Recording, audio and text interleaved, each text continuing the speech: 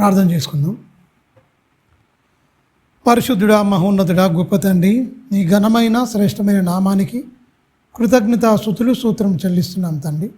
నీ బిడ్డలమైన మమ్ములను సజీవు లెక్కల్లో దాచి తండ్రి 11వ నెల ఆయన క్షేమంగా మమ్మల్ని మొదటి వారంలోనికి పునరుత్థాన దినంలోనికి 2వ తారీఖులోనికి మమ్మల్ని నడిపించినందుకై నీకే మహిమ చెల్లిస్తున్నాను. రానయ్యున్న నీ పిల్లలు సకాలంలో తీసుకొని రండి తండ్రి. నాయనా, నువ్వు మా పట్ల చేసిన మేలను తలపోసుకుంటూ ఆనందిస్తూ సంతోషంగా నువ్వు చేసిన మేలను తండ్రి తలపోసుకుంటూ నిన్ను స్తుతించే భాగ్యం మాకు ఇచ్చినందుకై నీకే మహిమ చెల్లిస్తున్నాను తండ్రి. చెప్పబోతున్న ప్రతి మాట తండ్రి విని విడిచిపెట్టేవారు కాకుండా ఇన్న మాట మా హృదయమైన పలక మీద ముద్రించుకొని మా ప్రవర్తన అంతటి మీద నేను అధికారిగా ఒప్పుకుంటూ మా చివరి శ్వాస ఉన్నంత వరకు నమ్మకమైన బిడ్డలుగా మీరు వాడుకునే అర్హమైన పాత్రగా మమ్మల్ని తీర్చిదిద్దామని నిండు మనసుతో వేడుకుంటూ క్రీస్తునామాని ప్రార్థన అడుగుతున్నాం తండ్రి, ఆమేన్. క్రీస్తునామం అందరికీ వందనాలు. మంచిది. ఒక మంచి సందర్భాన్ని మనం ఆలోచిద్దాం. సుబుద్ధి గల భార్య యెహోవా ఇచ్చు దానము అన్న అంశాన్ని మనం మాట్లాడుకుందాం.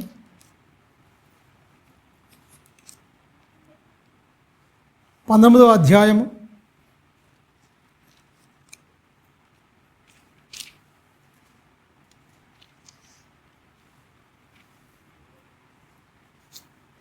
14వ వచనం కింది లైన్. 19వ అధ్యాయము సామెతల గ్రంథం 19వ అధ్యాయము 14 కింది 2వ లైన్. సుబుద్ధి గల భార్య యెహోవా ఇచ్చు దానము అంటున్నాడు. మీరు గమనించండి. సుబుద్ధి గల భార్య యెహోవా యొక్క దానము. దానం అంటే ఏంటి?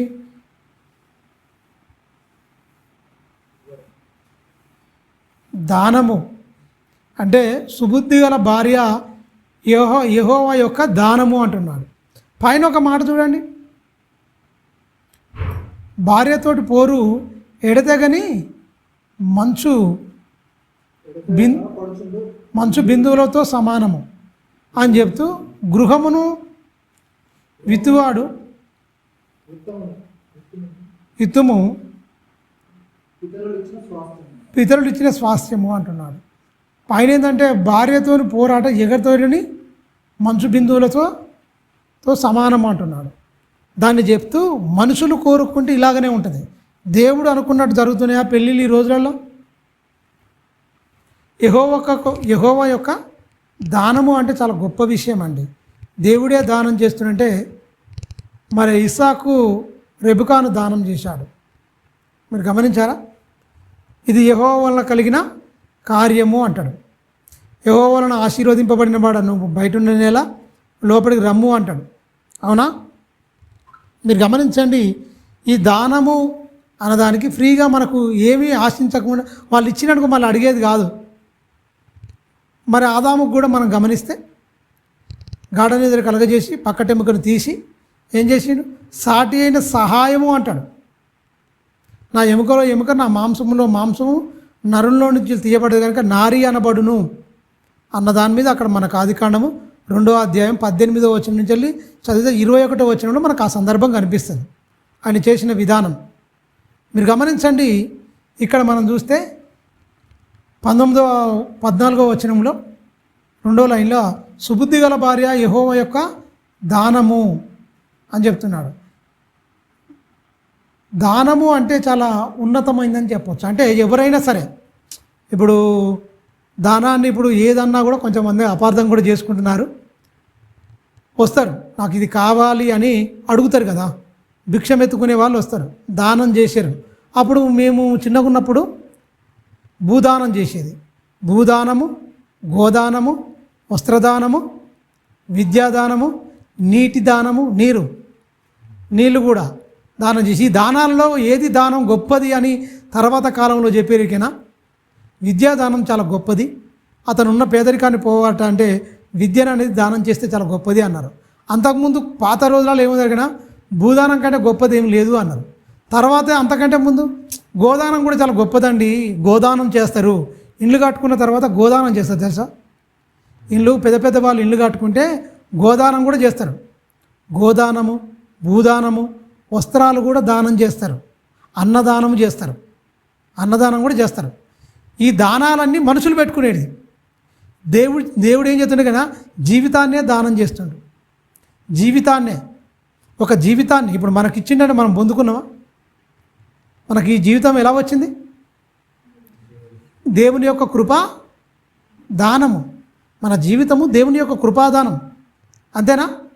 మన భార్యను కూడా ఈ జీవితం ఇవ్వడం కాదు, నీ జీవితానికి సాటి అయిన సహాయంగా భార్యను కూడా దానం చేశాడు. ఎవరు చేశారు?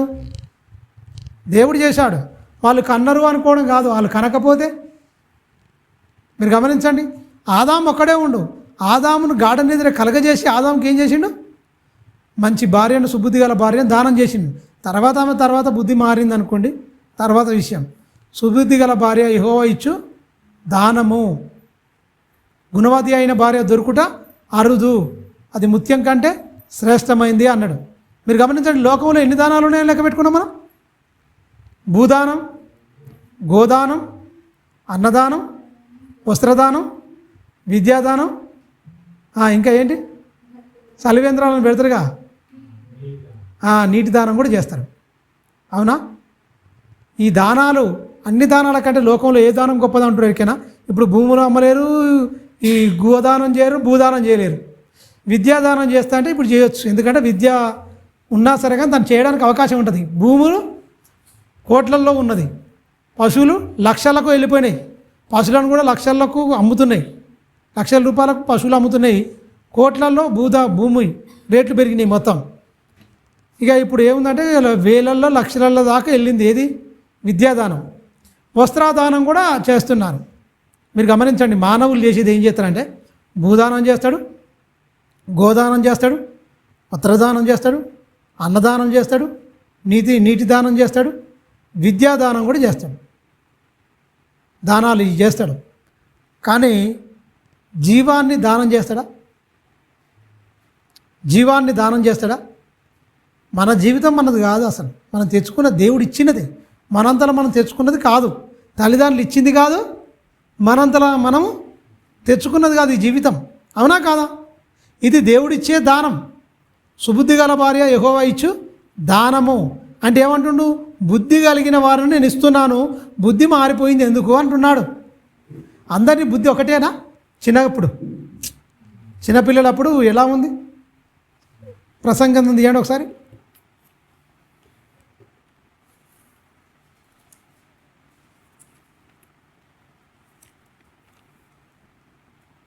ఏడో అధ్యాయం 28వ వచనం చూడండి. ప్రసంగి దేవుడు ఎలా పుట్టించాడు మనుషులను?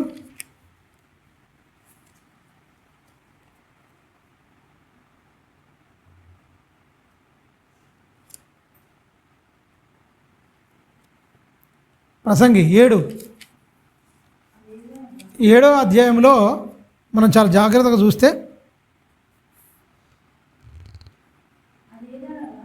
29 నాన్న,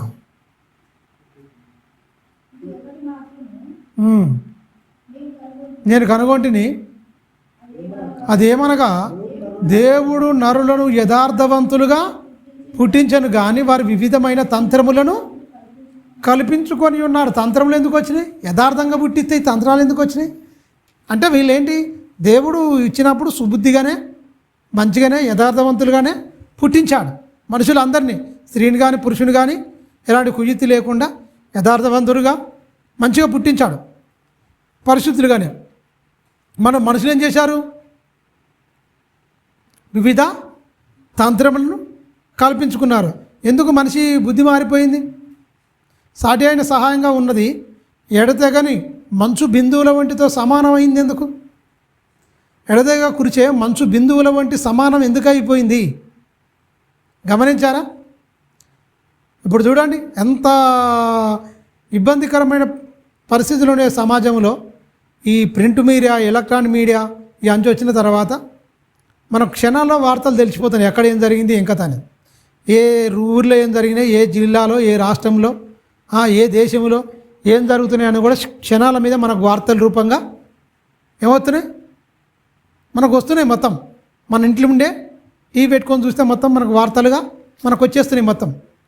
మీరు గమనించండి, మనిషిలో మానవత్వం అనేది చచ్చిపోయింది, క్రూరత్వం అనేది పెరిగిపోయింది. మొత్తం మనిషిలో మానవత్వము, ప్రేమ, జాలి, దయ అనేది మర్చిపోయిరు.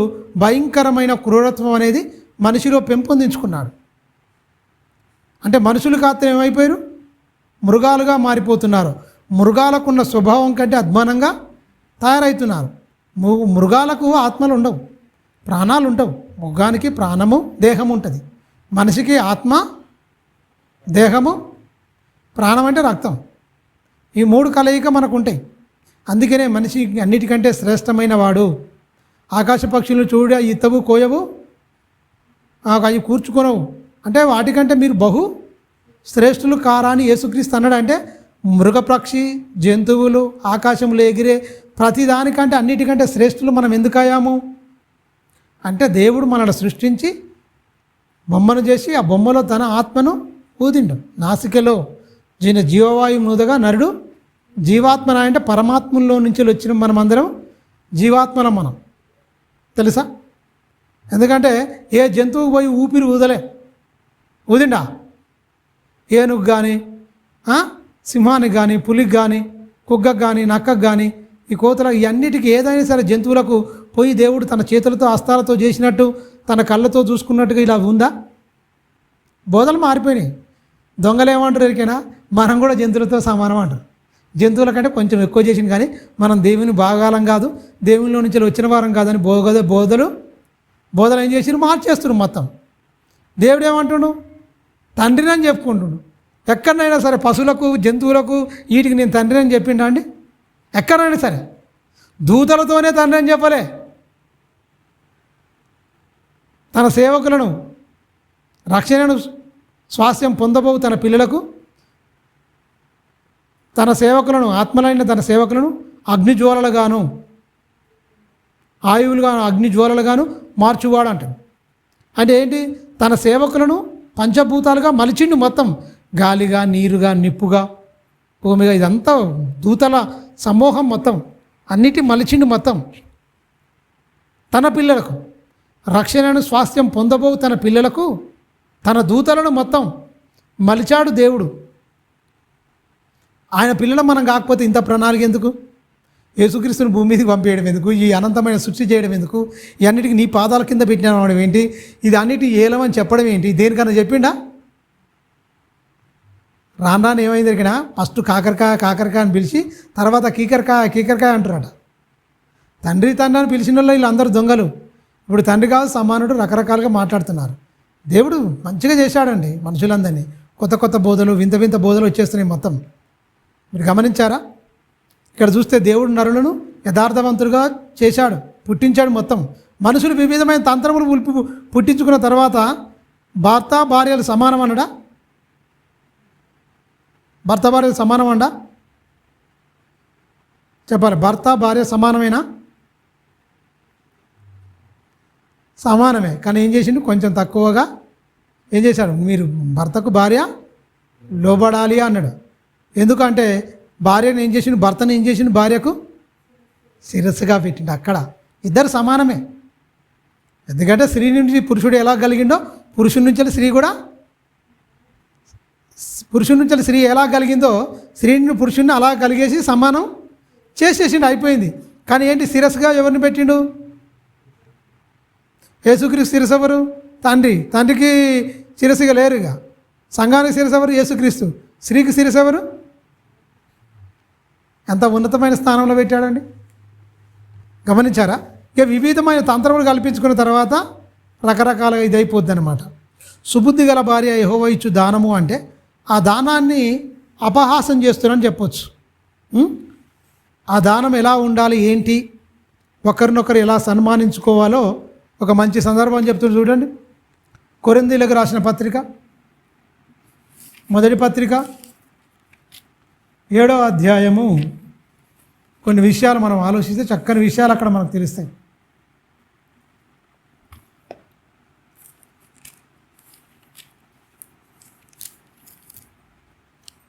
7వ అధ్యాయము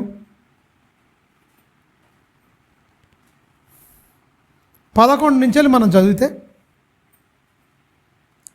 8వ వచనం నుంచి చదువుకుందామండి, బాగుంటుంది. 8వ వచనం నుంచి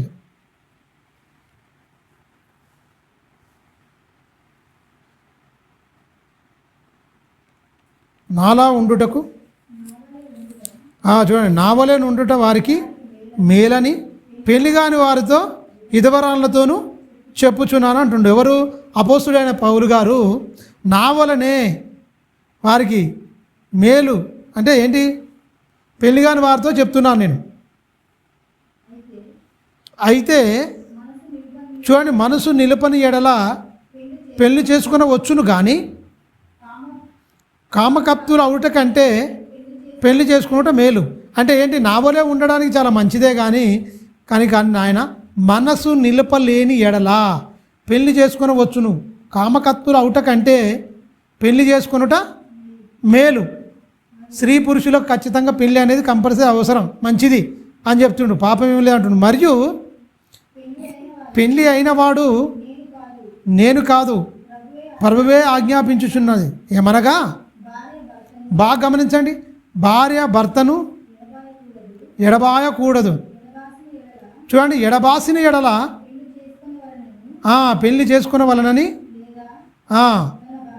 తన భర్తతో సమాధాన పడవలనను, మరియు భర్త భార్యను చూడండి పరిత్యజింపకూడదు. చూడండి, మీరు గమనించండి, పెళ్ళైన వారితో చెప్తుండ్రు. పెళ్ళి కాని పెళ్ళి కావాలని మీరు అనుకుంటే, మరియు పెళ్ళి అయినవాడు వారికి నేను కాదు, ప్రభువే ఆజ్ఞాపించుచున్నాడు. ఏమనగా, భార్య భర్తలు ఎడబాయకూడదు, భార్య భర్తను ఎడబాయకూడదు. ఎడబాసిన ఎడల పెళ్ళి చేసుకొనకుండవలెను. అంటే ఇలాంటిది నేను సంకల్పించాను కదా, అది దెబ్బతింటుంది. ఫస్టే మీకు మంచిది పెళ్ళి అయితే ఏంటి, పెళ్ళి కాదేంటో ఎవరిని చూడమంటే, ఇది ఎవరు రాస్తున్నారు? ఇది ఈ పత్రిక మనకు నేపథ్యం అర్థం కావాలి. ఎవరు రాస్తున్నారు ఇది? అపోస్తలుడైన పౌలు. అపోస్తలుడైన పౌలు గారు పెళ్ళి అయిందా? కాలే. ఫస్టే చెప్తుండే ఆయన 8వ వచనం నుంచి చెప్తుండు, నా వలే ఉండుట వారికి మేలు అని పెళ్లిగాని వారితో చెప్తున్నా. కానీ ఏమైపోతుంది? కామకప్తులు అవుట కంటే పెళ్ళి అవుటే మేలు. నా వలే ఉంటే అన్నిటి ఇంద్రియాలను మొత్తం సర్వేంద్రియాలను మొత్తం నిగ్రహించుకొని పరిశుద్ధంగా ఉంటే నీకు మంచిదే. కానీ మీరు కామకత్తులు అవుతారు కనుక ఖచ్చితంగా మీరు ఏం చేసుకోమంటాడు? పెళ్లి చేసుకుంటే మేలు బాబు నీకు. ఇలా జారత్వం అనేది భయంకరమైన పాపం. పెళ్లి చేసుకోవడం పాపం లేదు, పెళ్లి చేసుకోవచ్చు. అయితే మనసు నిలపలేని ఎడల పెళ్లి చేసుకోవచ్చును. కామకత్తులు అవుట కంటే పెళ్లి చేసుకున్నట మేలు. మరియు పెళ్ళైన వాడు వారికి నేను కాదు, ప్రభువే ఆజ్ఞాపించినది. ఏమనగా, భార్య భర్తను ఎడబాయకూడదు అని దేవుని నియమం అని చెప్తున్నాడు. ఎవరు? అపోస్తలుడైన పౌలు గారు సంఘాన్ని చెప్తున్నాడు, ఎడబాయకూడదు. ఎడబాసిన ఎడల పెళ్ళి చేసుకుని ఉండవలను. ఈ పెళ్లిలోకి అడుగు పెట్టడమే పొరపాటు. నా ముందు తాత్పర్యం చెప్పిండు, ఒకవేళ మనసు నిలిపోయినా కూడా పెళ్లి చేసుకురా. నువ్వు అసలు విడుదల కోరవద్దు, మీరు మంచిగా ఉండాలని చెప్తుండు. మంచిగా కింది వచ్చింది నాన్న. లేదా తన భర్తతో ఏం చేయాలట? సమాధాన పడవలేను. మరియు భర్త తన భార్యను పరిజ్ఞింపకూడదు. పరువు కాదు, నేనే తక్కిన వారితో చెప్పినది. ఏమనగా, చూడండి, ఏ సహోదరికైనను విశ్వాసురాలైన, ఏ సహోదరునికైనా విశ్వాసురాలైన భార్య ఉండి ఆమె అతనితో కాపురం చేయ ఇష్టపడిన ఎడల అతడు ఆమెను పరిచయింపకూడదు. అంటే అర్థం ఏంటి? ఇక నువ్వు వద్దు నేను విడిపోతా అని అనకూడదు, పరిచయింపకూడదు. మరియు ఏ స్త్రీకైనను అవిశ్వాసి అయిన భర్త ఉండిన ఎడల ఉండి ఆమెతో కాపురం చేయ ఇష్టపడిన ఎడల ఆమె అతన్ని, అంటే నేను ఉండనని అనొద్దు, కలిసి ఉండండి. కానీ మీ భక్తితో మంచిగా సాధించుకోవచ్చు. ఇప్పుడు భార్య అవిశ్వాసం ఉందనుకో, భర్త మంచిగా విశ్వాసం ఉందనుకో, ఆమెను ఇష్టపడ్డది నీతోనే ఉండాలని ఇష్టం, కానీ నువ్వు నమ్మిన నమ్మకాన్ని ఇష్టపడదు. ఆయన నువ్వు నేను విడాకులు తీసుకొని నేను దేవుని నమ్ముకున్నా అని చేసుకున్నా అనొద్దుగా, ఆమెతోనే నువ్వు ఉండాలి ఖచ్చితంగా. అలాగనే స్త్రీకి చెప్తుండు, అలాగనే పురుషుని కూడా చెప్తుండు. ఇష్టం ఉన్నది, కాకపోతే మధ్య ఇది ఉన్నది. ఇద్దరు ఇష్టం ఒక ఇష్టంగా మారాలంటే ఏం చేయాలి? ఒకటి కావాలంటే ఒకటి వదులుకోవాలి ఖచ్చితంగా. మన తమ్ముని వివాహ విషయంలో పోయినాం, వాళ్ళు దేవుని నమ్మలే. తమ్ముడు జీవన వివాహ విషయంలో పోయినాం, మాట్లాడినాం. దేవుడేం నమ్మలే, ఒక్కతే బిడ్డ ఆమె. హిందూ పెళ్ళి చేస్తా అంటుంది ఆమె. హిందూ పెళ్ళి చేసిస్తా, అది నా కోరిక, మీరేమన్నా చేయండి, అది మా కోరిక, హిందూ పెళ్ళి చేస్తా అన్నది. బైబిల్ ప్రకారంగా అలా ఒప్పుకోమమ్మా, మేము కాదు, కుదరదు. హిందూ ప్రకారంగా మేము చేయం, అయితే మేము క్రిస్టియన్ ప్రకారంగా కూడా మేము చేయమంటున్నా. ఇప్పుడు నీకు చేయక ఇష్టం లేదు, ఆమెకు ఇష్టం లేదు, వీళ్ళిద్దరు ఇష్టపడుతున్నారు ఖచ్చితంగా. ఈయన విశ్వాసంగా ఉంటూ ఆమె ఇంకా నమ్మలేదు, తర్వాత నమ్ముతుందని ఈయన చెప్తున్నాడు. మంచిది. అట్టాడప్పుడు మీకు ఒక ఆప్షన్ ఉంది, ఏంటి? రిజిస్టర్ మ్యారేజ్ ఉన్నది. గవర్నమెంట్కి పోయి మీరు అప్లై చేసుకుంటే 15 రోజులు మిమ్మల్ని మీ ఫోటోలు పెట్టి, పాస్పోర్ట్ సైజ్ ఫోటోలు పెట్టి ఆడ ఫామ్ పెట్టి ఆడ పెడతారు. 15 రోజులు ఎలాంటి అభ్యంతరాలు రాకపోతే మీరు పెద్దలు వాళ్ళు ఇక్కడ ప్రకటన చేస్తారు. వాళ్ళు 15 రోజులు ఎలాంటిది వాళ్ళకు వీళ్ళు మంచే, కరెక్టే, పెద్దలను ఒప్పించి పెళ్లి చేసుకుంటుంది, ఇది ఓకే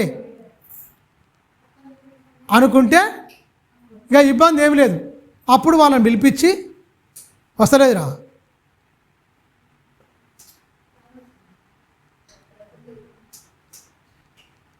మీరు గమనించండి, చాలా జాగ్రత్తగా మనం ఆలోచిస్తే అక్కడ ఏమైంది, లాస్ట్కి ఏమైంది, ఇక రిజిస్ట్రేషన్ పెళ్లి కాడికే వచ్చింది. ఇక నేను ఒకటి చెప్పిన, మీరు రిజిస్ట్రేషన్ పెళ్లి చేసుకోవాలనుకుంటే అక్కడ పోయి మీరు అప్లై చేయండి. అక్కడ ఎవరు ఉండరు, దండలు మార్పిస్తారు, సంతకం చేస్తారు, కథ మీ తరపుగా ఇద్దరు, వాళ్ళ తరపుగా ఇద్దరు పెట్టేసి మంచిగా ఫంక్షన్ హాల్ ఏదైనా బుక్ చేయించుకొని మీ అందరు బంధుమిత్రులను మొత్తం పిలిపించుకొని గొప్పగా గ్రాండ్గా రిసెప్షన్ చేయించుకోండి, కథం అయిపోద్ది.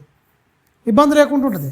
ఇక ఎవరిది కాదు, ఇది గవర్నమెంట్ ఆమోదం అయితే ఇబ్బంది ఏముండదు అని చెప్తే దానికి ఓకే అనుకున్నారు. ఇక ఇవాళ సండే వాళ్ళు వస్తారట, ఎవరికి వీళ్ళ ఇంటికి వచ్చి చూసుకొని పొద్దుటాలు. మీరు గమనించండి, ఎప్పుడైనా సరే కానీ పెళ్ళి చేసుకున్నప్పుడే చూసుకోవాలి, కానీ విశ్వాసికి అవిశ్వాసికి పొత్తు లేదు అని కూడా చెప్తాడు. ఇదే పత్రికలోనే 6వ అధ్యాయంలో చెప్తాడు, అవిశ్వాసికి విశ్వాసితో పాలెక్కడిది, జోడు ఉండకూడదు, నీతికి దుర్నీతికి సంబంధం ఏంటి, ఇవన్నీ చెప్తాడు. మీరు గమనించండి. నువ్వు ఎక్కడనో ఇప్పుడు ఆమె నేను ఇక్కడికి వచ్చిన తర్వాత మరి పిల్లలు పుడితే ముందే మాట్లాడు, పిల్లలు పుడితే మా అమ్మ పురుడు ఇవన్నీ చేస్తుంది, వాళ్ళ ఇష్టం చొప్పున చేపించుకుంటే నేను మీరు ఇట్లా చేయవద్దని చెప్తారు. అంటే బైబిల్లో ఏముంటుంది అంటే మెలేకు అని ఉంటుందిగా, మెలేకు అగ్నిగుండం దాటితారు అంటారు కదా. వీళ్ళు సార తెచ్చి కళ్ళ తెచ్చి అక్కడ పెట్టేసి ఆడ గొయ్యి దొవ్వి ఆ మట్టి అదేదో చేస్తారు, మొత్తం పురుడు అని చేస్తుంటారు. అది క్రైస్తవులు చేయవచ్చా? గర్వఫలము దేవుడు వచ్చి భయం, నువ్వు ఈ పనికి మాల్యాన్ని ఎందుకు చేస్తావు? ఆ చేత బైబిల్ ఒప్పుకుంటుందా? ఒప్పుకోదు. ఇవన్నీ సమస్యలు ఎదుర్కొంటాం. నేను మళ్ళీ కూడా మాట్లాడతాను, తమ్ముడు సమస్య ఎదుర్కొంటారు ఏమంటే పర్వాలేదన్నా, పర్వాలేదు, వాళ్ళ అమ్మ నాయనకు వాళ్ళ అమ్మకు కొంచెం ఇదైపోయి అట్లా ఉంటుంది, కానీ ఆమె బైబిల్ చదివిందే అంత మంచి అన్న, పర్లేదన్నా అని చేసుకున్నాను. మరి ఎందుకంటే ఆమె పెళ్ళి అయిన తర్వాత మరి మీరు బాధపడకూడదు. బాధపడేటట్టయితే ముందే డ్రాప్ అయితే మంచిదంటే లేదన్నా మంచిగా ఉంటారు, అట్టేం లేదు అని చెప్పి సంతోషం, వెళ్ళండి. కానీ బైబిల్లో ప్రతిదీ చెప్తుంది. ఎందుకంటే ఇక్కడ మనకు క్లియర్గా చెప్తుండు, ఒకవేళ ఇష్టపడిన ఎడల ఆమెను పరిత్యజింపకూడదంటే అర్థం ఏంటి? పెళ్ళి కాక మునిపే ఏంటి మనకి ఎవరు ఎగ్జాంపుల్, ఎవరంటే ఎగ్జాంపుల్ మనకు బైబిల్లో? దేవుని నమ్మిర్రు, దేవుని నమ్మని వాళ్ళు ఇద్దరు ఉన్నారు. ధర్మశాస్త్రం లేనప్పుడు వచ్చారు. ఎవరు? దేవుని నమ్మిన వాళ్ళు ఉండు, దేవుని నమ్మని వాళ్ళు ఉన్నారు. ఒకరు ఎవరు? ఇస్సాకు, రెబెకా. రెబెకా తల్లిదండ్రులు నమ్మిరా? నిజంగా దేవుడు వాళ్ళకు తెలుసా? బేతేలుకు లాభానికి తెలుసా? తెలియదు కదా. తెలియకున్నా కూడా ఇక్కడికి వచ్చిన తర్వాత ఎవరిని అనుసరించింది? ప్రార్థన చేస్తుంది ఆమె. పోయి 2 జనపదములు ఆమె గర్భం నుంచి వస్తుంటే ప్రార్థన చేస్తాను, నేను చచ్చిపోతానేమో అని యెహోవాకు ప్రార్థన చేస్తుంది. అంటే భర్త ఏమైపోయాడు? భర్త ప్రేమను బట్టి, భర్త నెమ్మదిని బట్టి, అక్కడ ఉన్న వాళ్ళ సమాజాన్ని చూసి ఇక్కడ చూసే వరకల్లా కనీసం తల్లిదండ్రులు ఇంటికి వెళ్ళిపోవాలన్న కూడా ఆలోచన ఆమె మైండ్లోకి రాలేదంటే ఎంతగా ప్రేమించిండు, ఎంతగా ప్రేమను చూసింది. ఎవరు పెళ్ళి అయిన కాడి అడుగు పెట్టిందంటే మళ్ళీ వాళ్ళ ఇంటికి పోయిందే లేదు తెలియదు. కొడుకును పంపిస్తుంది, యాకోబు వెళ్ళిపోతుంది తప్ప ఆమె వెళ్ళలే. వెళ్తానంటే ఇసాకు పంపించకపోవునా? ఒకసారి మీరు ఆలోచించండి. వెళ్తాను ఒకరు రెబుకమ్మ అంటే ఇసాకు పంపించకపోవునా? పంపించు. కానీ పిల్లలైనా కూడా వాళ్ళు ఇక్కడ రాలే వీళ్ళు అక్కడ పోలే అన్నట్టుగా ఉంటుంది. అసలు పిల్లలైనా కూడా ఏశావు యాకోబు పుట్టినా కూడా వాళ్ళు ఇక్కడ వచ్చినట్టు ఉండదు. ఈయన పరిచయం చేసుకుంటాడు, నేను ఇట్లా బిడ్డను ఈయన కొడుకుని నేను ఇట్లా సంగతనే. అప్పుడు లాబాను ప్రేమించి నా ఎముక నా మాంసం నువ్వు నా అంటినవాడవు అని చెప్తాడు. ఎవరు? లాబాను. 20 ఏళ్ళు లాక్ అయిపోతాడు అక్కడ. అంటే మీరు గమనించండి, ప్రేమ అంటే ఈయన అవిశ్వాసురాలుగా వస్తుంది, విశ్వాసురాలుగా మారిపోయిందా లేదా? ఎవరిని బట్టి? భర్తను బట్టి. చూడండి 10వ వచనంలో ఏమంటున్నా,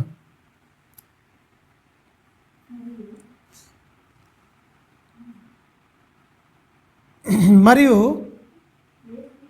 ఏ స్త్రీకైనను అవిశ్వాసి అయిన భర్త ఉండినా ఆమెతో కాపురం చేయ ఇష్టపడని ఎడల ఆమె అతన్ని పరికేయింపకూడదు.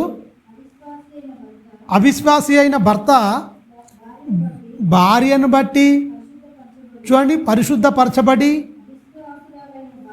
అవిశ్వాసురాలైన భార్య విశ్వాసు అయిన భర్తను బట్టి పరిశుద్ధపరచబడును.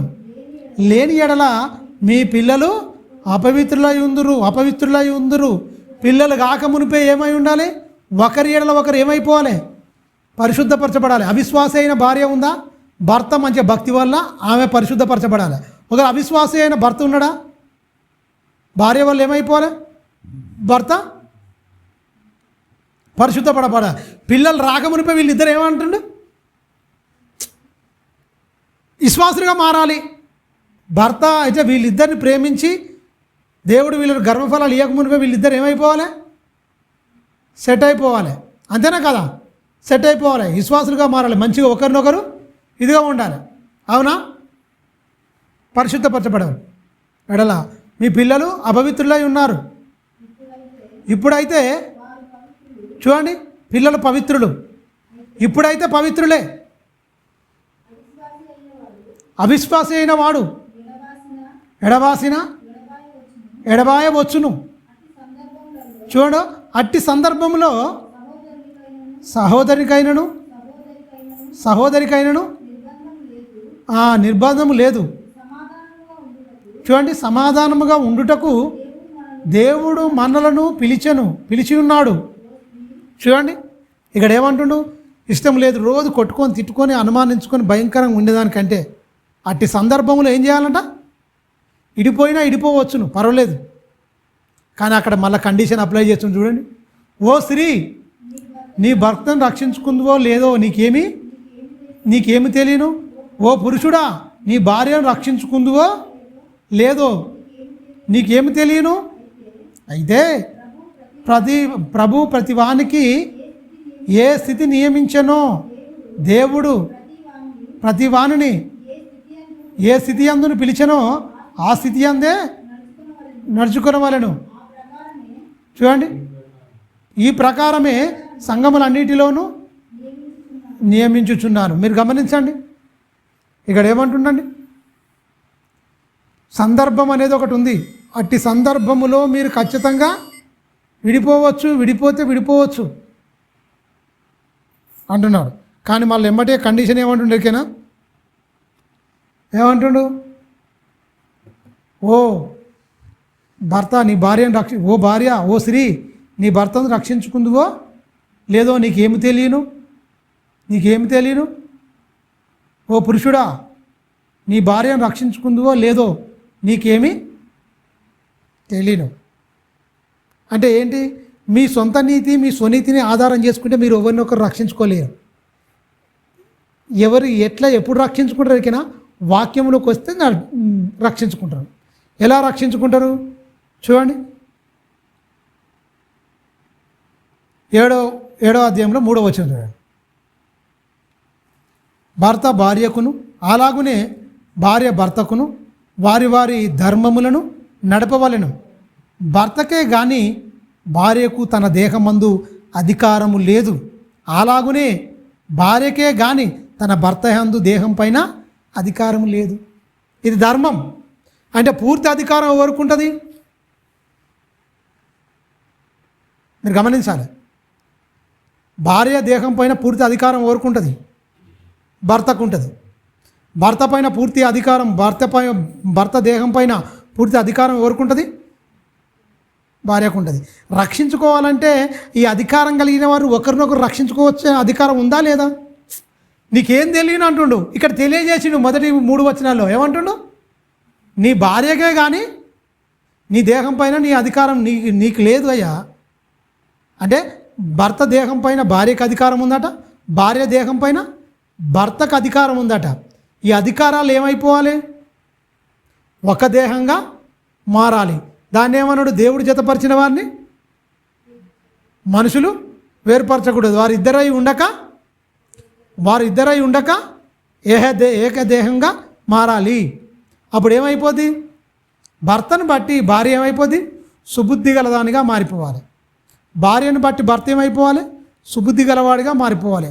వీళ్ళిద్దరూ ఒకరి ధర్మం ఒకరు ఖచ్చితంగా నడపాలి అన్నది దేవుని నియమం. ఒకసారి చూడండి.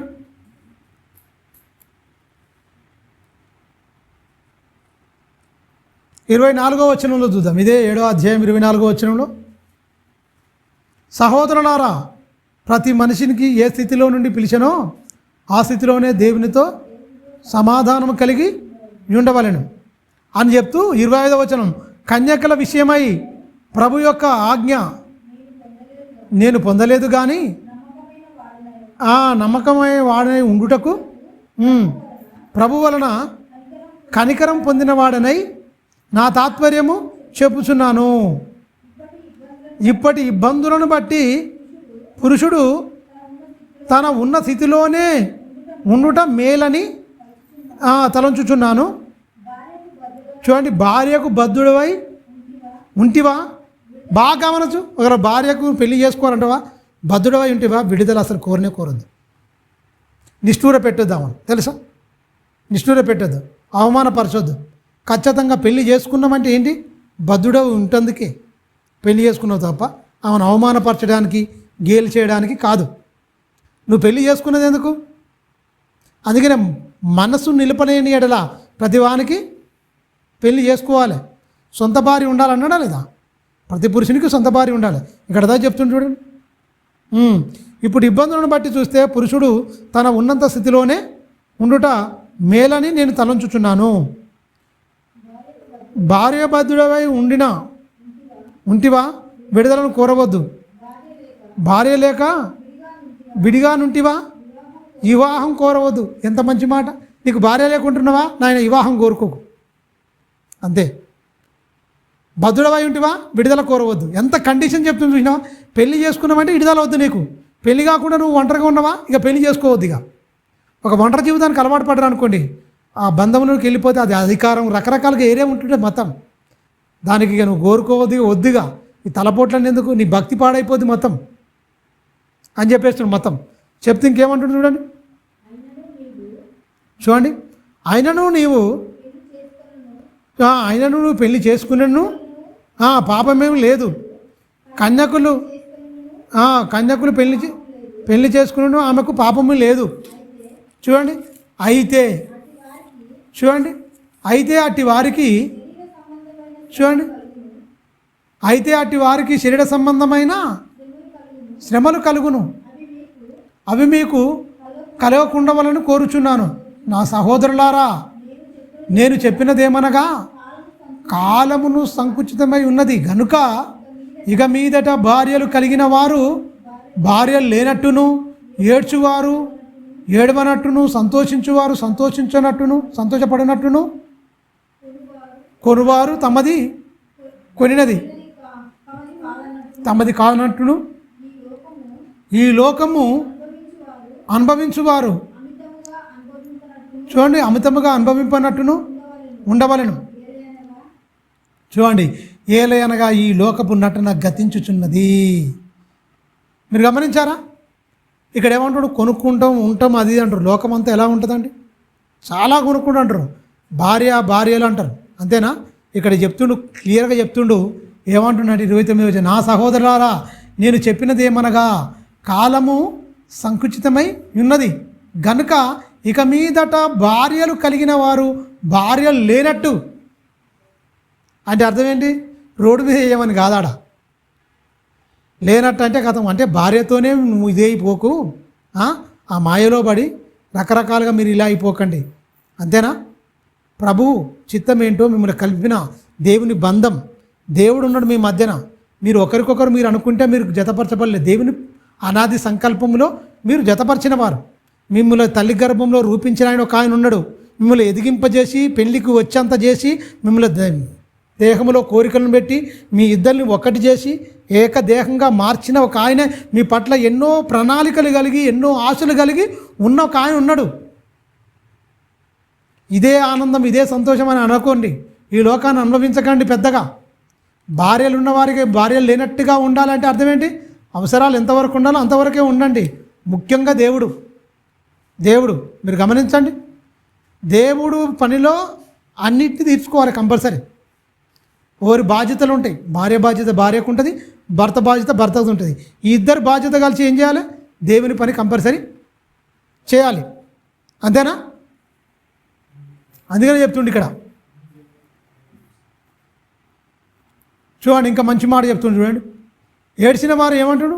ఏడవనట్టును, సంతోషించేవారు సంతోషపడకుండానట్లును, కొనువారు తమది కొన్నది తమది కానట్లును, ఈ లోకము అనుభవించువారు అమితముగా అనుభవింపకుండానట్లును ఉండవలను. ఏలయనగా ఈ లోకపు నటన గతించుచున్నది.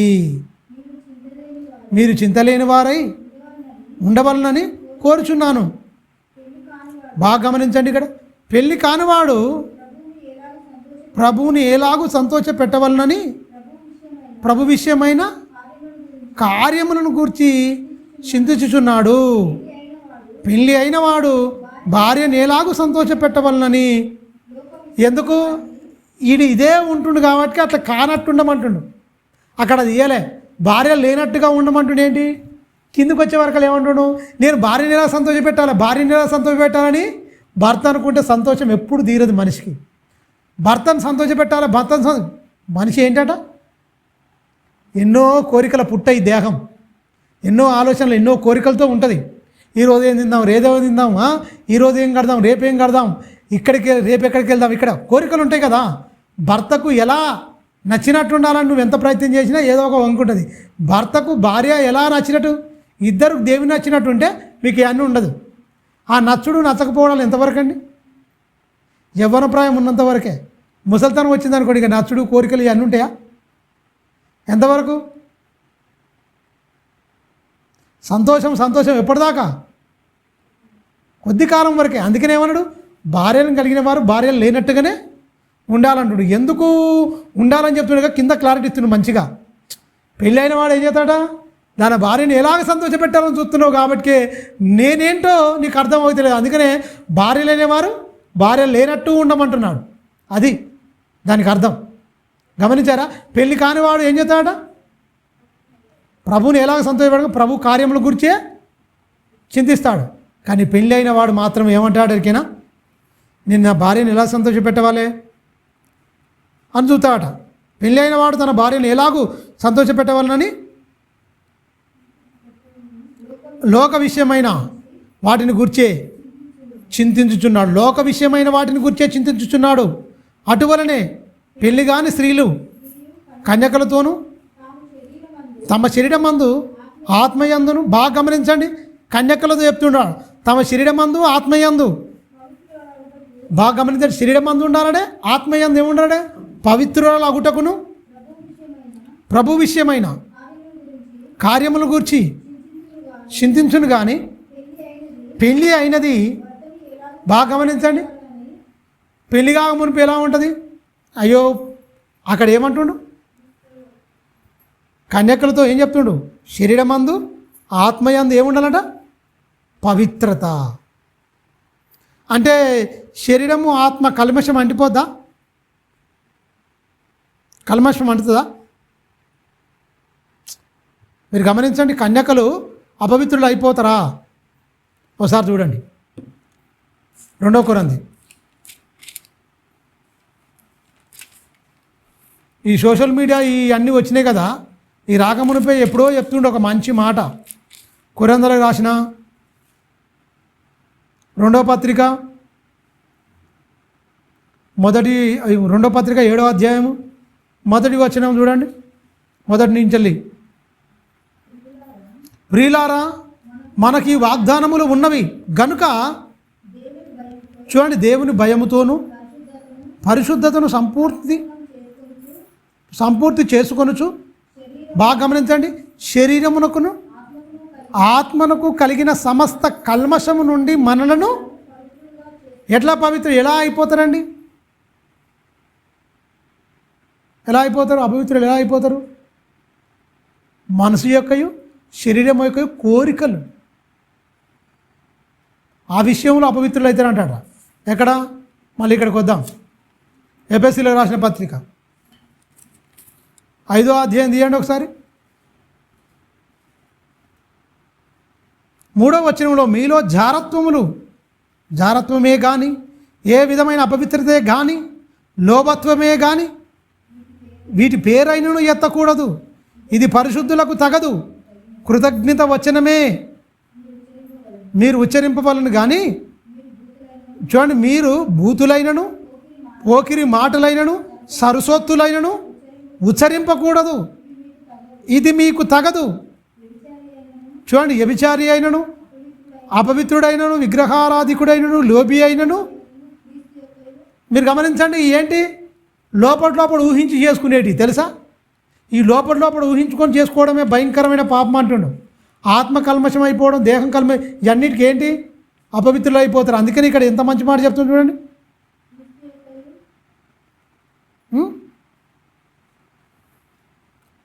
క్రీస్తు యొక్కయు దేవుని యొక్క రాజ్యములకు హక్కుదారులు కాకుండా పోయేది ఎందువల్ల? అపవిత్రులు అయిపోవడం వల్ల. కన్యకలతో చెప్తున్న మాట ఏంటండి? మళ్ళీ ఇక్కడ రండి, 7వ అధ్యాయంలో మళ్ళీ ఇక్కడ రండి, 33వ వచనం చదువుతున్నాం మనం. 7వ అధ్యాయం 33 వచనం. పెళ్ళి అయిన వాడు తన భార్యను ఎలాగూ సంతోషపెట్టవలనని లోక విషయమైన వాటిని గూర్చియు చింతించుతున్నాడు. అటువలనే పెళ్లిగాని స్త్రీ, బాగా గమనించండి, కన్యకయు తమ శరీరమందును ఆత్మయందును పవిత్రుడాలగుటకును ప్రభు విషయమై కార్యముల గురించి చింతించుతున్నారు. కానీ పెళ్ళి అయింది. ఇప్పుడు పెళ్లి కాక మునుపు వాళ్ళ మనసు ఎలా ఉంటుందట? దేవుని గురించి, ఆత్మ శరీరాన్ని కాపాడుకుంటూ పవిత్రాలుగా ఉండుటకు మంచిగా ప్రభు విషయమైన కార్యముల గురించి చింత కలిగి ఉంటే చాలా మంచిదట. పెళ్ళి అయిన దానికి ఏంటంటే మొత్తం ప్రభు ఇష్టం ఉండదు, ఆ కోరిక ఉండదట. ఎక్కడికి వెళ్ళిపోతాట ఇరికైనా ఇక్కడ చాలా మంచి మాట చెప్తున్నాడు. పెళ్ళి అయినది భర్తను ఎలాగా పెట్టగలనని ఈ లోక సంబంధమైన వాటిని గురించి చింతించున్నది. మీకు యురియొగ్గవలనని కాదు, కానీ మీరు యోగ్య ప్రవర్తన తొందర ఏమీ లేక ప్రభు సన్నిధాన వర్తనలై ఉండవలనని, ఇది చూడండి, ఇది మీ ప్రయోజనం నిమిత్తమే చెప్పుచున్నాను. ఏం చెప్తున్నా? ఇవన్నీ నేను ఇదంతా చెప్తున్నా ఎందుకైనా మీకు మంచి కలగాలని చెప్తున్నా, కానీ మిమ్మల్ని కఠినంగా మీకు ఉరుగు పెట్టాలి, మీకు ఇబ్బందులు పెట్టాలని నేను చెప్పట్లేదు. క్లారిటీ ఇస్తుంది చూడండి. పెళ్లి కాని వారితో కన్యకులతో చెప్తుండు, పెళ్ళి అయిన చెప్తుండు. పెళ్ళి అయిన వారు పైన వచనంలో ఏముంటుంది ఎరికైనా? పైన వచనం 29వ వచనం, నా సహోదరులారా, నేను చెప్పినది ఏమనగా కాలము సంకుచితమై ఉన్నది గనుక ఇక మీదట భార్యలు కలిగిన వారు భార్యలు లేనట్టును, ఏడ్చిన వారు ఏడవనట్టును, సంతోషించువారు సంతోషపడినట్టును, కొన్నది తమది కానట్టును ఉండవలెను. అంటే కొన్న వాటి మీద ప్రేమ, ఉన్న వాటి మీద ప్రేమ. అసలైన ప్రేమ ఒక ఆయన ఉన్నాడు, నాకంటే ఎక్కువ భార్యనైనను, పిల్లలనైనను, అన్నదమ్ములనైనను, భూములనైనను, ఇండ్లనైనను ప్రేమించువారు ఏమన్నాడు? మొదటి ప్రేమ ఎవరికి చెందాలండి? మొదటి ప్రేమ, మొదటి స్థానం నీ హృదయంలో ఎవరికి ఉండాలి? ఇప్పుడు తల్లిదండ్రుల కంటే ప్రేమ వర్ణించాలి. దేవుని ప్రేమిస్తే తల్లిదండ్రులు ఎలా ప్రేమించాలో తెలుస్తుంది. తల్లిదండ్రులను ప్రేమించాలంటే ఈ లోకపు తల్లిదండ్రులు ప్రేమిస్తురా, తిడుతురా, ప్రేమిస్తురా? దేవుని ప్రేమించిన వాడు, దేవుని ప్రేమ నీలో ఉంటే అన్నని ఎలా ప్రేమించాలో తెలిసిపోద్ది, అక్కని ఎలా ప్రేమించాలో తెలిసిపోద్ది, పిల్లల్ని ఎలా ప్రేమించాలో తెలిసిపోద్ది, భార్యని ఎలా ప్రేమించాలో తెలిసిపోద్ది. అన్ని బంధాలకు ఒకదానికి లిమిటెడ్ ఉంటుంది. మీరు గమనించండి, తెలుసా? అందుకనే ఏమన్నాడు, భార్య భర్త వీళ్ళ ప్రేమ చాలా ఉన్నతంగా, అందుకనే సంఘంతో పోల్చి చెప్పిండు. ఇంతకుముందు కూడా చెప్పాను, ఎవరిని కూడా దీంతో పోల్చలేం. ఎవరైనా సరే ఇవ మా అమ్మలా ఉందని చెప్తాం, మా అమ్మ లాంటిదండి, మా అక్క లాంటిదండి, నా తల్లి లాంటిదండి అని చెప్పుకోవడం, అది నా చెల్లె లాంటిది, నా బిడ్డ లాంటిది అని చెప్తారు. అవునా? స్త్రీలను చూసి ఎవరినైనా చూసి ఒక పేరు వాడిననుకో వాడిని దెబ్బలు తింటారా లేదా? ఈమె నా భార్య లాంటిది అని వాడని చెప్తారా? వేరేటోళ్ళను భార్యకు మాత్రమే పరిమితం. అవునా? ఎవరైనా స్త్రీ ఈయన నా తండ్రి లాంటివాడండి, ఈయన నా అన్న లాంటివాడండి, ఇవన్నీ వేరువేరుగా తమ్ముడు అన్న అన్నీ చెప్తాడు. కానీ ఈయన నా భర్త లాంటివాడు అని చెప్పిండు అనుకోండి, ఏమంటుంది? ఆ బంధం ఉన్నతమైంది. తల్లితో పోల్చవచ్చు, బిడ్డలను పిలుచుకో, అందరినీ పోల్చి చెప్పొచ్చు.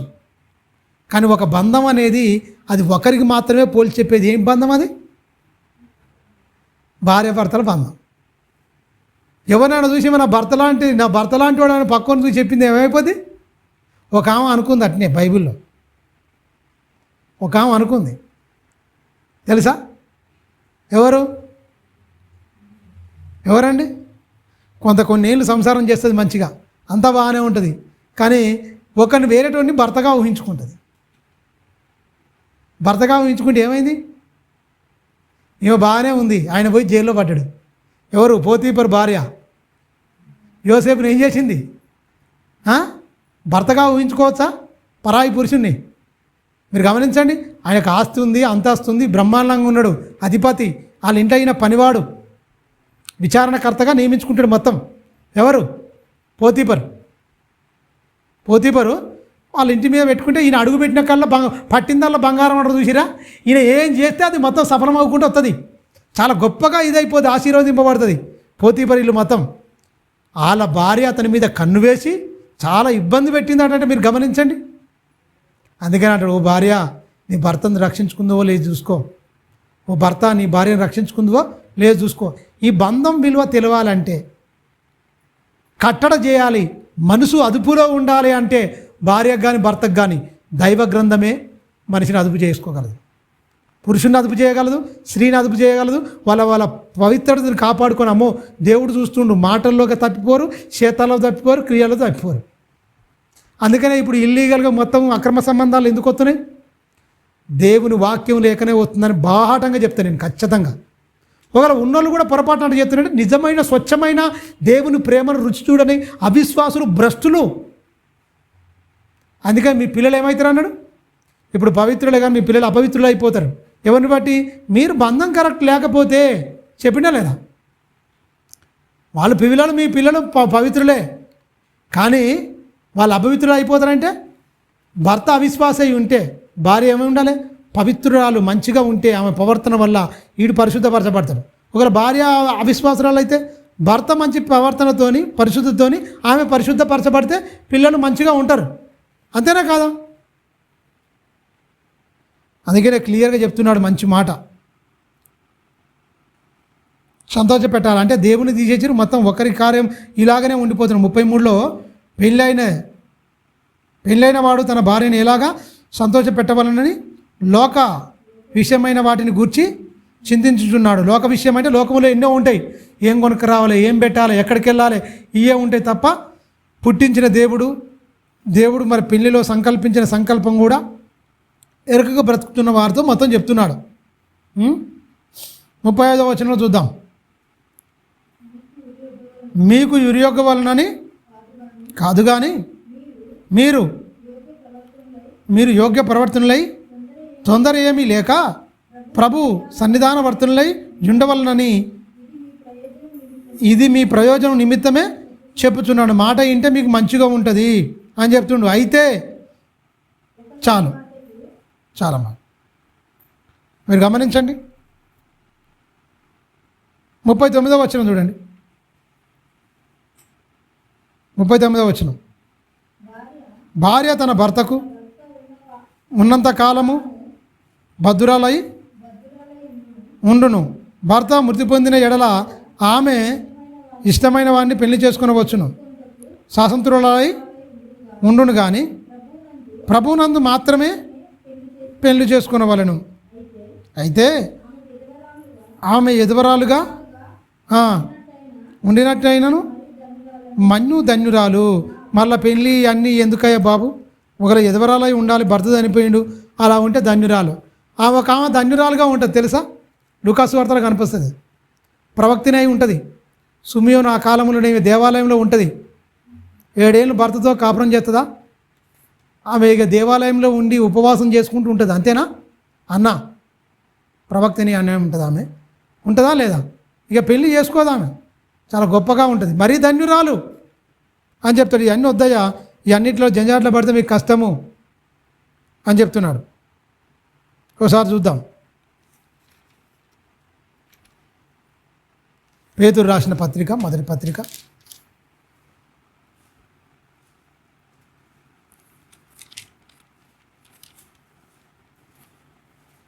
పేతురు రాసిన మొదటి పత్రిక,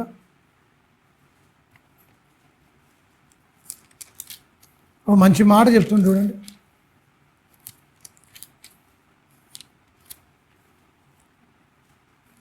పేతురు రాసిన మొదటి పత్రిక,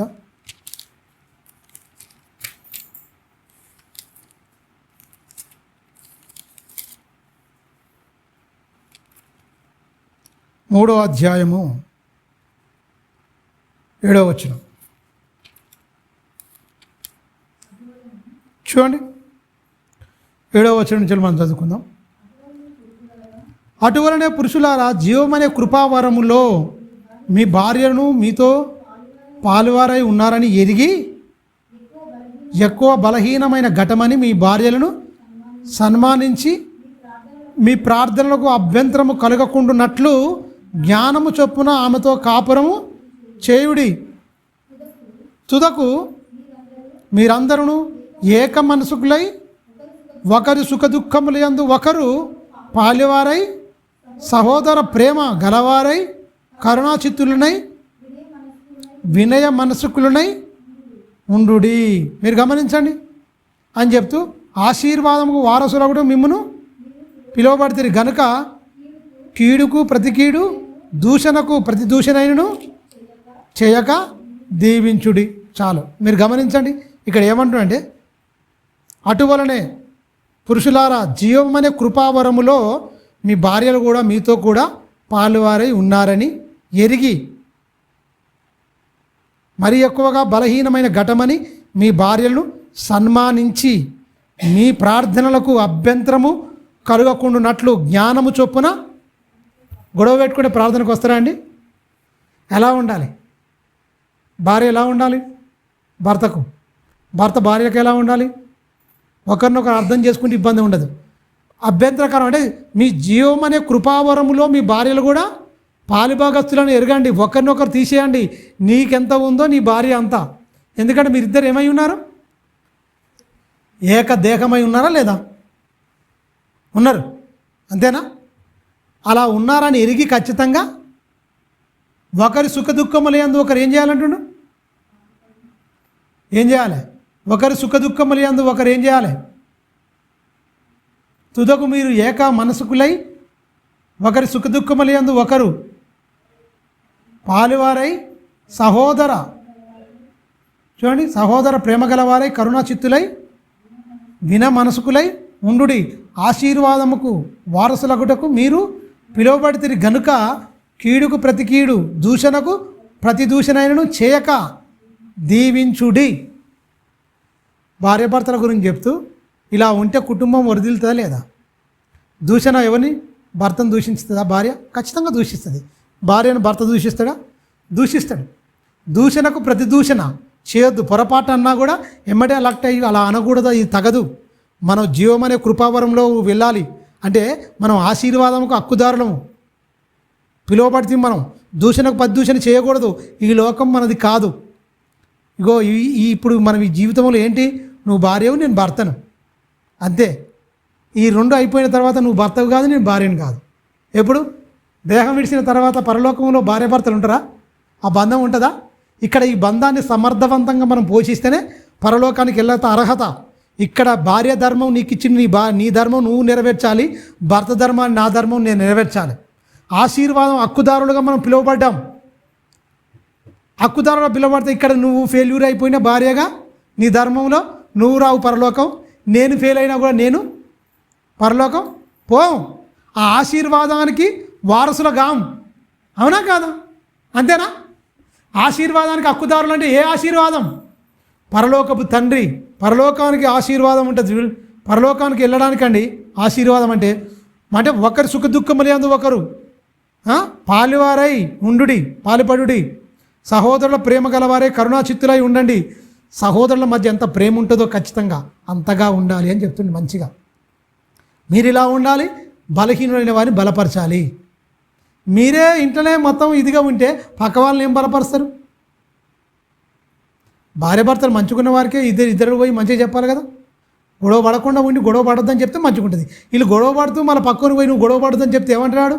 నీది నువ్వు చూసుకోపో, ఏం చెప్పొచ్చినా నాకు అంటారు. అవునా? అవునా కాదా? ఖచ్చితంగా.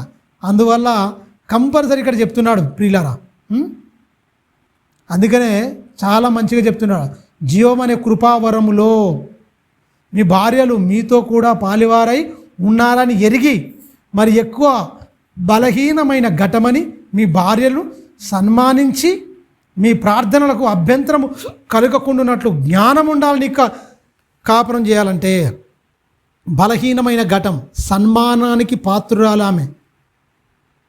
సన్మానించు, ప్రేమించు, తులనాడి బాధపెట్టి తిట్టుడు కాదయ్యా, అది వద్దు. ఏమని చెప్తున్నాడు? అలా వద్దు. అలా వస్తే ఏమంటాడు? సుఖ దుఃఖములు అంటే చెప్తున్నాడు చూడండి.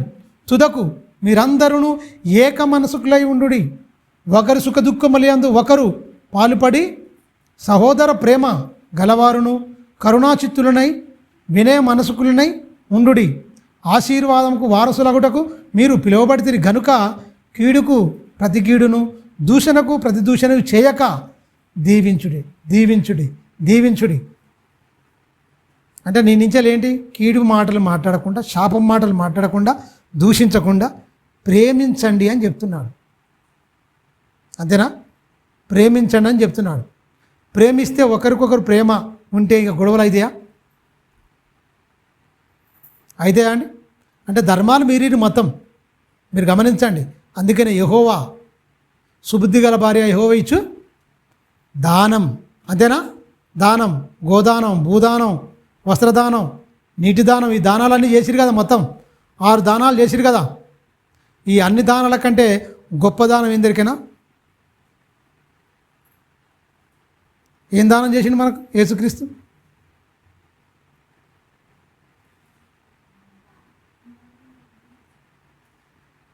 ఏం చేసిండు? కృపాదానాన్ని చేసిండు. కృపనే నీకు దానం చేశాడు. కృపను నీకు దానం చేశాడు. అవునా? నిత్య జీవాన్ని ఇస్తానన్నాడు. నీకు బదులుగా నీ స్థానంలో నువ్వు పాపాలకు నువ్వు చచ్చిపోవాలి. కానీ నీకు బదులుగా నీ స్థానంలో, నాకు బదులుగా నా స్థానంలో ఎవరు ప్రాణం పెట్టిరు? ప్రాణం ఇచ్చి కొన్నాడు. ఈ ప్రేమకు నువ్వు వెలకట్టగలవా?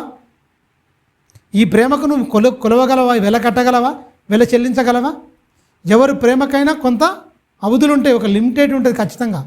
అన్నదమ్ముల ప్రేమకైనా, అక్కజెల్లెల ప్రేమకైనా, ఎవరి ప్రేమకైనా కొంత అద్దులు ఉంటాయి. హే అద్దులు అవధులు లేని ప్రేమే యేసు ప్రేమ. తెలుసా? భర్త కోసం భార్య చచ్చిపోదు, భార్య కోసం భర్త చచ్చిపోడు, అన్న కోసం తమ్ముడు చచ్చిపోడు, తమ్ముని కోసం అన్న చచ్చిపోడు, తల్లిదండ్రుల కోసం పిల్లలు చచ్చిపోరు, పిల్లల కోసం తల్లిదండ్రులు చచ్చిపోరు. ఎవరి ప్రాణం అంటే వారికి తీపే ఉంటుంది. అవునా కాదా? ఎంతవరకు అయినా చేస్తాం అంతవరకు చేస్తాం, తర్వాత వదిలేస్తాం, అంతే కదా. కానీ తెలిసి నీ కోసం నా కోసం వచ్చి ప్రాణం పెట్టి నిన్ను నన్ను విమోచించాడంటే మామూలు విషయమా? చచ్చిపోయాడండి సిలువలో. భయంకరమైన క్రూరమైన ఎందుకు చచ్చిపోయాడు? నోటి మాటలతో అపవిత్రులైనా లేదా? దూషణకు ప్రతి దూషణ చేసిరా? కీడుకు ప్రతి కీడు చేసిరా? చేసిన వాళ్ళమే మనం ఒకప్పుడు. అలా చేస్తే కాదు. మీరు ఆశీర్వాదంకు హక్కుదారులుగా, ఆశీర్వాదంకి ఏమైపోయాడు? మనం వారసులగుటకు మనమందరం పిలువబడ్డాము గనుక కీడుకు ప్రతి కీడు చేయకు. ఒకప్పుడు పిలువబడక మునుపు నువ్వు కీడుకు ప్రతి కీడు చేసినావు, దూషణకు ప్రతి దూషణ చేసినావు, తిట్టినలో 100 తిట్లు తిట్టినావు. కానీ ఇప్పుడు ఏమంటుండే ఎరికేనా? దీవించు, దీవించు, ఏక మనసు ఉండాలి, అర్థం చేసుకునే మనసు ఉండాలంటుండు. మీరు గమనించండి. అంటే ఇవన్నీ ఎరిగి ఉండాలి. వారి ఎందుకంటే పెళ్ళి అయిందా, నువ్వు విడుదల కోరుకోవద్దు, నీ భార్యకు బద్దుడు అయి ఉండాలి ఖచ్చితంగా. అలాగా ఒకవేళ పెళ్లి చేసుకోలేకున్నావా, ఇక పెళ్ళి కోరుకోవద్దు, అలాగనే ఉండు, మంచిగా ఉంటుంది. పెళ్ళి అయిన వాడు ఏం చేస్తాడట, తన భార్యని ఎలాగ సంతోషపెట్టవాలని వాడు చూస్తాడు. ఈ లోక సంబంధమైన విషయముల మీదనే చింతిస్తాడు, ఈ లోక సంబంధమైన విషయముల మీదనే వాడు చింత కలిగి ఉంటాడు. పెళ్లిగా అయితే ఆ శరీరమందును ఆత్మయందును పరిశుద్ధ పవిత్రత కలిగి ప్రభు కార్యముల గురించే ఓచిస్తుంది. పెళ్ళి అయినది అయితే ఏం చేస్తుందట, పెళ్ళి అయినది ఏం చేస్తుంది, తన భర్తను ఎలాగ సంతోషపెట్టవాలననే శరీర సంబంధమైన వాటి గురించే ఆలోచిస్తుంది మొత్తం. భర్త అలాగనే, అందుకనే ఏమన్నాడు పై వచనాల్లో, ఏమన్నాడు, భార్య ఉన్నవాడిగా భార్య లేనట్టుగా ఉండండి అన్నాడు. కొన్నవి నీ కానట్టే ఉండు. ఈ వస్తువులు అన్నీ నీతో ఉంటాయా, నీతో వస్తాయా? రావు. ఇది కొంతవరకే ఉంటాయి, అన్నీ వెళ్ళిపోతాయి. అందువల్ల సుబుద్ధి గల భార్య యెహోవా ఇచ్చు దానం అంటే ఆ దానాన్ని, అన్ని దానాలు మనం చూసినాం. దేవుడే నీకు ప్రాణాన్ని ఒక దానం చేసిండు, భార్యను ఒక దానంగా ఇచ్చిండు. సుబుద్ధి గల భార్య. వివిధమైన తంత్రములు కల్పించుకున్న వాళ్ళే విలన్లుగా మారిపోతారు. ఎందుకంటే దేవుని వాక్యం అవగాహన లోపం ఉండే ఒకరినొకరు భక్షించుకుంటారు, ఒకరినొకరు ఖర్చుకుంటున్నారు. మొత్తం కుటుంబంలో శాంతి సమాధానం నెమ్మది లేదు. భార్య అంటే భర్తకు పడట్లేదు, భర్త అంటే భార్యకు పడట్లేదు. అవసరమని కూడా విడాకులకు అప్లై చేసుకుందాం, మనం కలిసి ఉండలేము. అలాంటప్పుడు కలిసి ఉండలేనప్పుడు పెళ్ళి ఎందుకు చేసుకుంటారు? తప్పు కదా.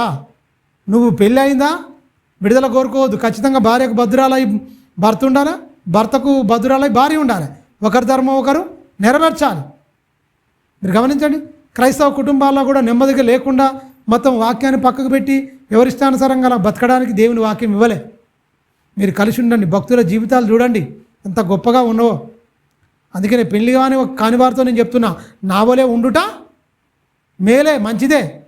కానీ మీలో కామకత్వం జరుగుతుంది కనుక ప్రతివానికి సొంత భార్య ఉండాలి, పెళ్లి చేసుకోవాలి కంపల్సరీ. పెళ్లి చేసుకోండి, పెళ్లి చేసుకున్న పాపమేమీ లేదు. అంటే ఇది నా హితోపదేశమే కానీ ఆ వాగ్దానం కాదు, అంటే ఆజ్ఞ కాదు, మంచి మాటలు చెప్తున్నా అంటాడు. అందుకనే మీరు గమనించండి, భార్య భర్తల బంధం చాలా గొప్పది. అందుకని ఈ బంధంతో ఎవరిని పోల్చలేం మనం. అందుకని ఆ బంధం అనేది ఏంటి అడిగినా మరణం తప్ప మనలిద్దరిని వేరు చేయకూడదు అన్నట్టుగా ఉంటుంది ఖచ్చితంగా.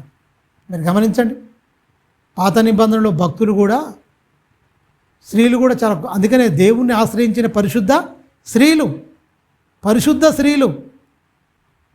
సారం ఎంత గొప్పగా భక్తి చేసిందో ఆమెకు పిల్లలవుతారా అంటాడు, ఆమెకు పిల్లలవుతారా అంటాడు. అంటే ఈ లోక సంబంధమైన విషయములలో ఆలోచించకూడదు. పురుషుడుగానే ఆలోచించొద్దు, స్త్రీగానే ఆలోచించు. ఈ లోకాన్ని, ఈ చక్కని జీవితాన్ని ఇచ్చిన దేవుని గురించి ఎక్కువ ఆలోచన కలిగి ఉండాలి. భార్యలు ఉన్నవారు భార్యలు లేనట్టుగా ఉండాలి, కొన్నవి తమకి కానట్టుగా జీవించాలి అన్నది ఎందుకెరికైనా. భార్య అయిన వాడు భార్యను పెళ్లి చేసుకుని ఆమెను సంతోషపెట్టాలని ఆలోచిస్తూ తప్ప ఇక దేవుడిచ్చిండని ఆలోచిస్తలేడు. పెళ్ళి అయిన స్త్రీ కూడా దేవుని మర్చిపోయింది, భర్త అంటారు. అందుకనే ప్రత్యక్షమైన దైవం, ప్రత్యక్షమైన దైవం. భార్యే భర్తకు దేవత అయిపోయింది, భర్త భార్యకు దేవత అయిపోయిండు. దేవుణ్ణి తీసి పక్కకు పెట్టేసిండు. అది కాదు, మిమ్మల్ని ఇద్దరిని చేసిన దేవుడు ఒక ఆయన ఉన్నాడు, ఆయనను ప్రేమించాలన్నది దేవుని ఉన్న సత్యం. ఎందుకంటే మీ పిల్లలు అపవిత్రులు అయిపోతుర్రు అంటే ఏంటి, తల్లిదండ్రుల అపవిత్రత పిల్లలకు ఖచ్చితంగా వస్తుంది. వాళ్ళు పవిత్రులంగానే ఇచ్చిండు దేవుడు, యథార్థవంతులుగా పుట్టించిండా. మీ మాటలు వాళ్ళ ముంగంటే, పిల్లల ముంగంటే తిట్టుకొని బూతులాడుకొని రకరకాలుగా అబద్ధాలు చెప్పుకొని ఇట్లా అట్లా అని చెప్తే పిల్లలు ఏం నీతిమంతులు ఎదుగుతారు? వాళ్ళు ఇప్పుడు పవిత్రులే, కానీ మిమ్మల్ని బట్టే వాళ్ళు ఏమైపోతారు, అపవిత్రులు అయిపోయారంటే మనం పరిశుద్ధపరచబడకపోవడం బట్టి పిల్లలు కూడా ఏమైపోయారు, పవిత్రులుగా ఉన్నవాళ్ళు అపవిత్రులుగా మారడానికి అవకాశాలు ఉన్నాయి అని హెచ్చరికలు చేశాడు. అంతేనా? అందుకనే వారి ధర్మాలు ఖచ్చితంగా పాటించాలి, పరిశుద్ధంగా జీవించాలన్నది దేవుని నియమం. మరి సుబుద్ధి గల భార్య యెహోవా ఇచ్చు దానం. ఆ దానములో జ్ఞానవంతురాలేగా ఉన్నవాళ్ళు, దేవుణ్ణి ప్రేమించిన వాళ్ళకు వర్తిస్తుంది అది వచనం. వచ్చే వారం దీనికి ఇంకా కొనసాగింపు ఇంకా మంచి మాటలు చెప్పుకుందాం. తలలోంచుకొని ప్రార్థించుకుందాం. పరిశుద్ధుడా, మహోన్నతుడా, గొప్ప తండ్రి, నీ ఘనమైన శ్రేష్టమైన నామానికి కృతజ్ఞతాస్తుతులు స్తోత్రం చెల్లిస్తున్నాం. మరి పెళ్ళి అయిన వాడు తన భార్యను ఎలాగో సంతోషపెట్టవలనని ఈ లోక సంబంధమైన భూ సంబంధమైన వాటి విషయంలో మీదని ఆలోచన కలిగి ఉన్నాడు. మనిషిని సంతోషపెట్టడం అనేది తండ్రి, భార్యను భర్తను సంతోషపెట్టాలన్నా, భర్త భార్యను సంతోషపెట్టాలన్నా ఈ లోక సంబంధమైన కోరికలతో నింపబడిన దేహము తండ్రి, సర్వేంద్రియాలను నిగ్రహించేది నీ వాక్యము తండ్రి. ఈ లోకము దాని ఆశ గతించిపోతుందని తెలుసుకొని గొప్పగా ఒక సత్యాన్ని తెలుసుకొని తండ్రి, సత్య సంబంధులుగా మారి నీ పిల్లలుగా అర్థం చేసుకుంటే తండ్రి, మరి శరీరంలో పుట్టే ప్రతి కోరికకు అదుపు చేసుకోలేకనే పాపములో పడిపోయి భర్త భార్యకు గాక, భార్య భర్తకు గాక వ్యభిచారులుగా మారిపోయి పిల్లలు కూడా ఎన్నో కుటుంబాలు విచ్ఛిన్నమైపోతున్నాయి, రకరకాలుగా ముక్కలైపోతున్నాయి. నాయన, అందులో ఉన్న పరమార్థాన్ని అర్థం చేసుకోక వ్యర్థమైన వాటి గురించి ఆలోచించే వాళ్ళు చేస్తున్న పొరపాట్లు సవరించుకోవడానికి వాక్యం ద్వారా సూటిగా నాతో మా అందరితో మాట్లాడినందుకు నీకు మహిమ చెల్లిస్తూ తండ్రి, విన్న ప్రతి మాట వాళ్ళ హృదయం అనే పలక మీద ముద్రించుకొని మా ప్రవర్తన అంతటి మీద నీ అధికారిగా ఒప్పుకుంటూ మా చివరి శ్వాస ఉన్నంత వరకు నమ్మకమైన బిడ్డలుగా వాక్యమైన అద్దములో మా జీవితాలను చూసుకుంటూ ముందుకెళ్ళి అట్టి భాగ్యము అట్టి ధన్యత నీ బిడ్డలమైన మాకు అనుగ్రహించమని నిండు మనసుతో వేడుకుంటూ క్రీస్తు నామాన్ని ప్రార్థన అడుగుతున్నాను తండ్రి, ఆమేన్.